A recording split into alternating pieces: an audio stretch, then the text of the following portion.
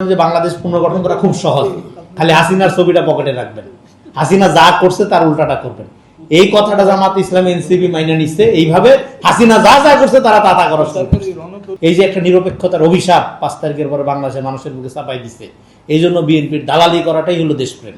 এটা সরকারি দলের পতন হয় ভালো কথা আমরা দেখছি, এদিকে বিরোধী দলের পতন শুরু হয়ে গেছে, ক্ষমতা না যায় পতন শুরু হয়ে গেছে। আরেকটা আপনারা যেটা বলেন যে গণভোটের রায়কে উপেক্ষা করলে, গণভোটে কোনো রায় হয় না।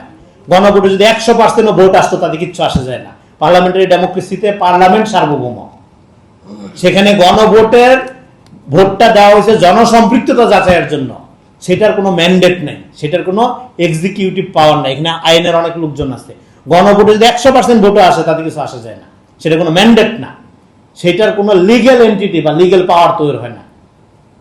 গণভোটের মধ্য দিয়ে জনসম্পৃক্ততা যাচাই হয়।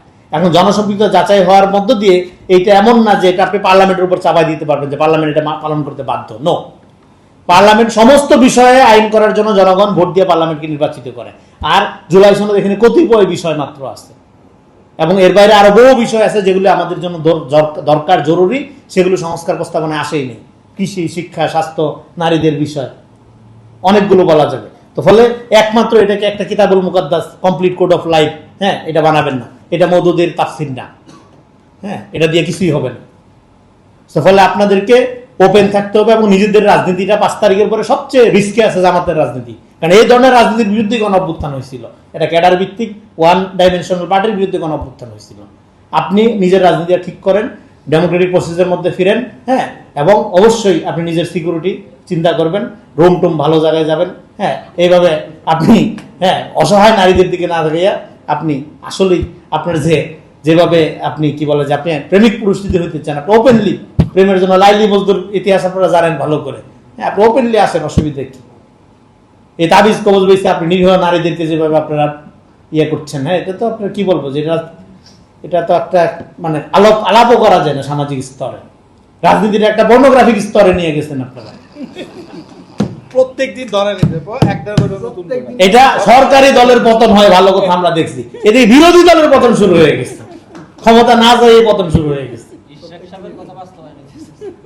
সেই তো এই আয়োজনের জন্য ধন্যবাদ, আপনারা লম্বা সময় ধরে ছিলেন।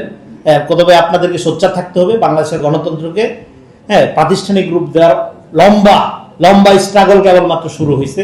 এবং সেই ক্ষেত্রে আপনারা যদি মনে করেন বিএনপির কোনো নেতা উপযুক্ত না, বিএনপির কোনো নেতা সিন্ডিকেটের দ্বারা প্রভাবিত, নিজেকে এম্পাওয়ার করার চেষ্টা করছে, কোনো সমস্যা নেই, তারেক রহমান আপনার দিকে, হ্যাঁ, আগায় আসবে। আপনি তারেক রহমান হাতকে শক্তিশালী করেন, আপনি বেসিক্যালি বিএনপির শক্তি। আপনি যারা সমর্থক, বাংলাদেশের যারা জনগণ, বিএনপির নেতাকর্মীরা বিএনপির জন্য গুরুত্বপূর্ণ না, আপনি গুরুত্বপূর্ণ। জামাত যদি কোনোদিন ক্ষমতায় নেয়, দেশ কিভাবে চলবে তার ট্রেইলর হলো 18 মাসের সরকার।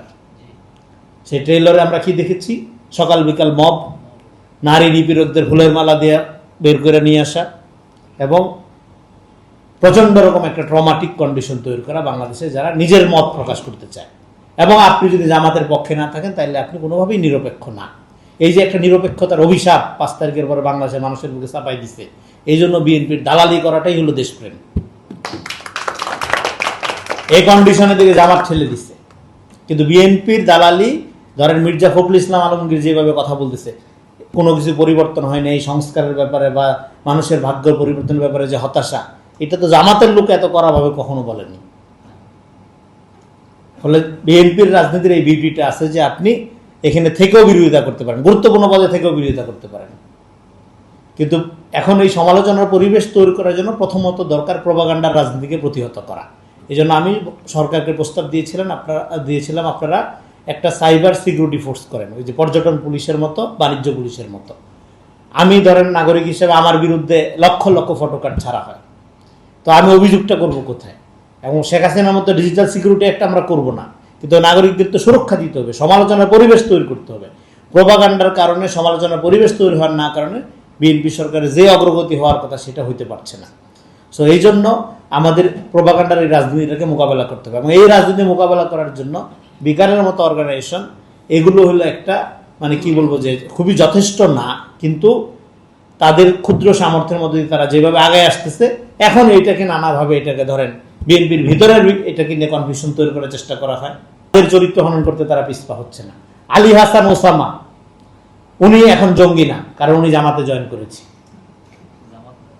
জঙ্গিকে যে জামাতে জয়েন করে নাই কিন্তু আবার ইসলামী রাজনীতি বা ইসলামের কথা বলে, ইমান আমলের কথা বলে, সে এখন জামাতের চোখে জঙ্গি হয়ে গেছে। সেইটা প্রতিষ্ঠা করার জন্য আবার উদ্ধারকারী জাহাজ মোতায়েন করা হয়েছে। হ্যাঁ, তো আপনি যাবেন কোথায়? এটা তো হাসিনার মডেল। হাসিনাও কিন্তু দেখেন শাপলাতে নিধন করতেছে, আবার কওমি জননী উপাধিও নিচ্ছে। হ্যাঁ, তো এইভাবে আওয়ামী লীগ দেখেন, আমরা বলছিলাম যে বাংলাদেশ পুনর্গঠন করা খুব সহজ, খালি হাসিনার ছবিটা পকেটে রাখবেন, হাসিনা যা করছে তার উল্টাটা করবেন। এই কথাটা জামাত ইসলামী এনসিপি মাইনে নিচ্ছে। এইভাবে হাসিনা যা যা করছে তারা তা তা করা। বিএনপি কে আপনি সমালোচনা করেন, বিএনপি কে আপনি অ্যাটাক করেন, কোনো সমস্যা নেই, কিন্তু সেটা কি হাসিনার ভাষায় করবেন? তারেক রহমানকে নিয়ে শেখ হাসিনা যেসব কথা বলেছে, তাদের একজন নেতা আছে এনসিপির, এটা মানে এইবার মনে হয় দ্বিতীয়বার বহিষ্কার হয়েছে এটা নিয়ে। হ্যাঁ হ্যাঁ, দেখলে মনে হবে জান্নাতের দরজা ধরে ভাঙ্গা পালাই আসছে, কিন্তু মাত্র 400 কোটি টাকা লুটপাটের অভিযোগ, নাম বললাম না আমি। হ্যাঁ, এত বড় দরবেশ। হ্যাঁ, তো আপনি